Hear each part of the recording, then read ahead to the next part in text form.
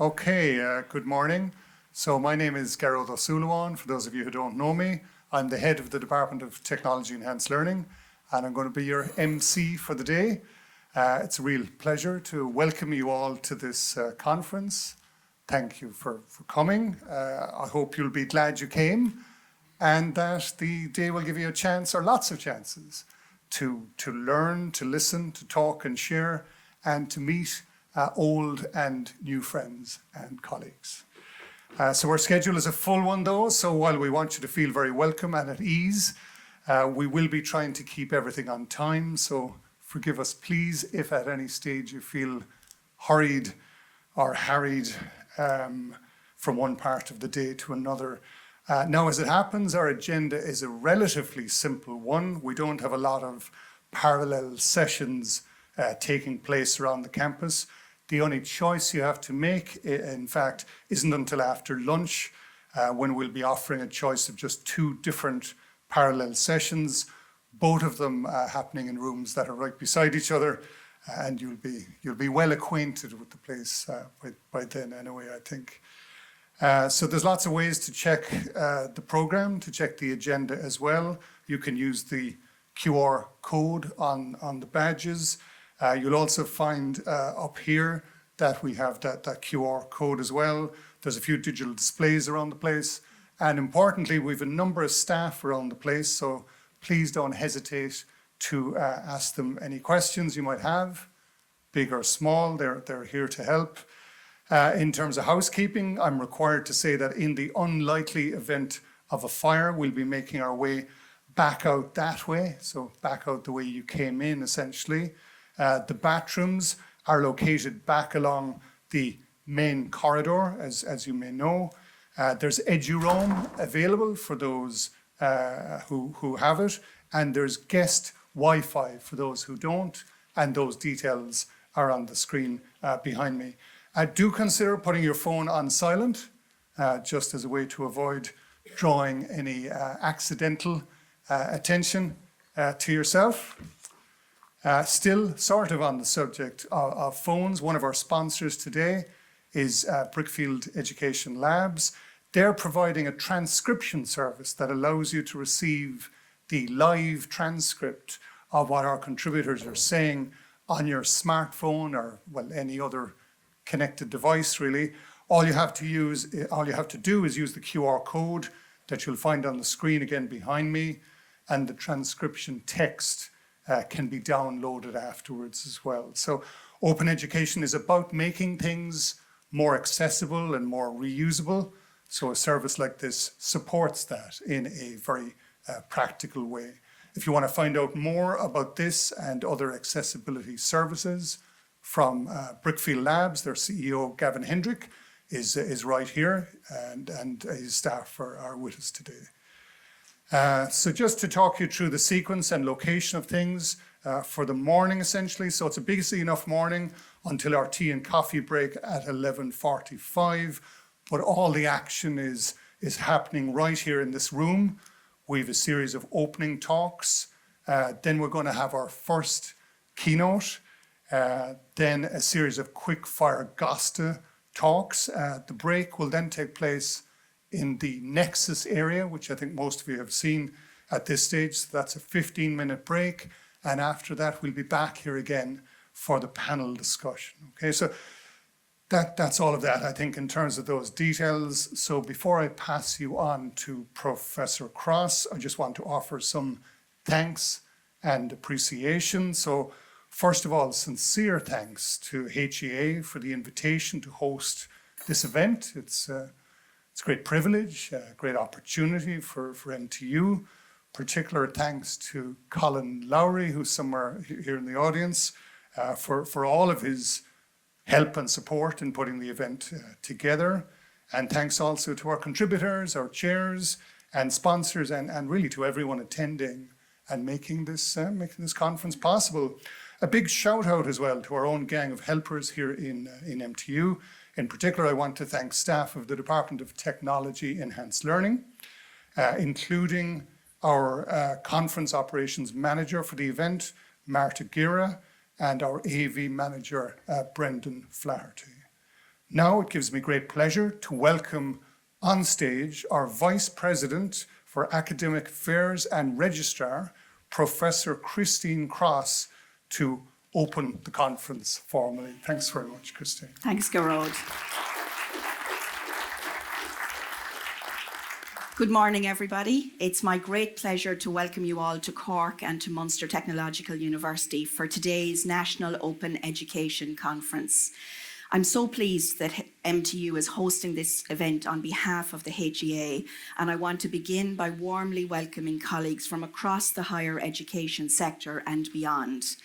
We're joined today by academic and professional staff, by educational developers, library staff, learning technologists, educational researchers, and many others whose work connects in different ways with teaching and learning, digital education, accessibility, open access, and open educational practice. I want to extend a particular welcome to Tim Conlon, Head of Policy and Strategic Planning for the HEA. We're very grateful to him for joining us and for helping to position today's discussion in the wider context of national policy and system development. I want to welcome Colin and Ross, both senior managers from the National Forum and the HEA, and both of them are no strangers to MTU, and they're going to be helping us facilitate parts of today's programme. But the reality is that their presence alongside Tim's reflects the importance that the HEA and the National Forum attach to the topic of open education. So today's event comes at an important moment. Open education is not a new idea, but it has taken on renewed significance in recent years.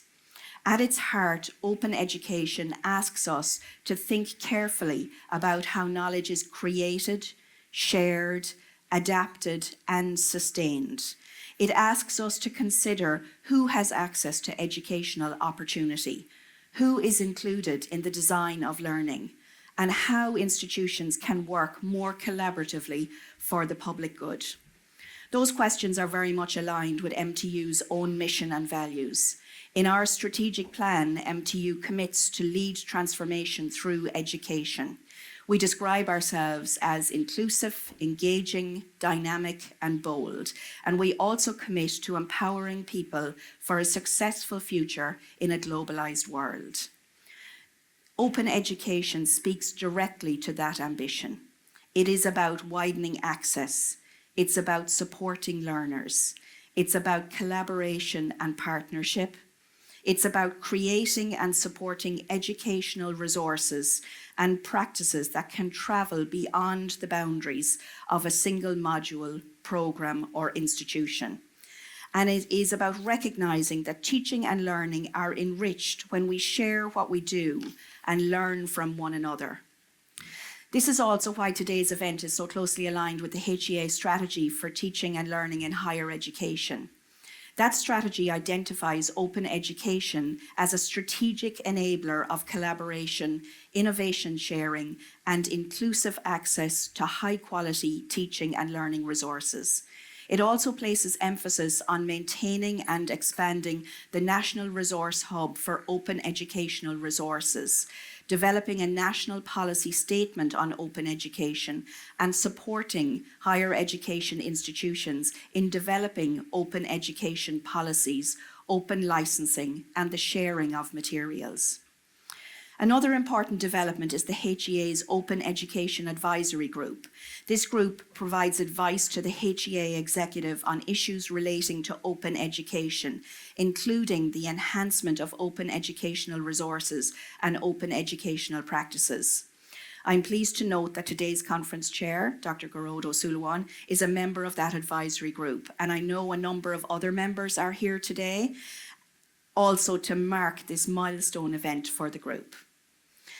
At a local level, one example of MTU's work in this area is the Reusable Learning Resources Initiative, developed through collaboration between the digital learning functions in Cork and Kerry.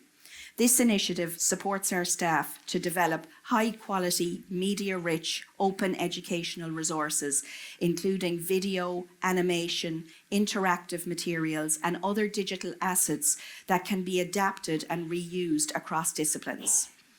This work, along with other digital transformation in MTU, was recognised when MTU last year received the inaugural HEA Sattel Impact Award for Digital Transformation. That award was an important recognition of the kind of educational innovation that is possible when digital transformation is grounded in teaching and learning, and when it is connected to openness, access, and inclusion. Looking ahead, the relationship between open education and technology will only become more important in the coming years.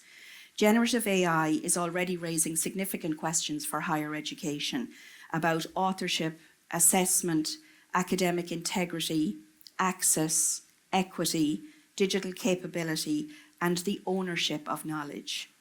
Open education doesn't solve all of these challenges, but it does give us a powerful set of principles and practices with which to address them.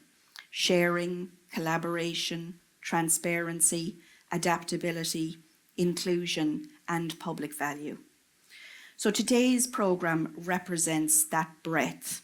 We're very fortunate to have contributions from Dr. Robin de Rossa, Executive Director of the Open Education Network, whose work has done so much to advance affordable, equitable and sustainable approaches to higher education. We're also very pleased to welcome Dr. Catherine Cronin, again no stranger to MTU, whose scholarship has been so influential in connecting open education with critical social justice and digital education perspectives. Today will also include sectoral case studies, lightning talks, panel discussions, posters and workshops, including an interactive session with Professor Laurie Phipps and Professor Peter Bryant, exploring how open approaches can reshape teaching, learning and institutional culture. It's a rich programme and I hope that it will provide space not only for listening, but for discussion, for challenge and for practical next steps.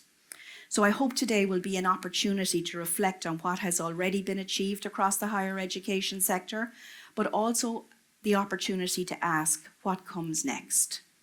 In closing, I want to thank the Higher Education Authority for its partnership and leadership in convening today's event. I want to thank all the contributors, the speakers, the panelists, the workshop facilitators, and the participants. And finally, I want to thank all of you for being here and for bringing your experience, your questions, and your commitment to this shared conversation. Thank you.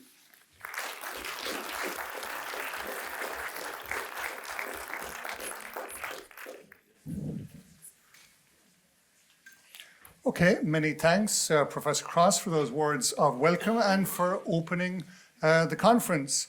So next up, we have Tim Conlon. Tim is the head of Policy and Strategic Planning at the HEA, and we're really pleased to have Tim with us today to offer a national policy perspective on open education and its place within the Irish higher education landscape. Many thanks, Tim.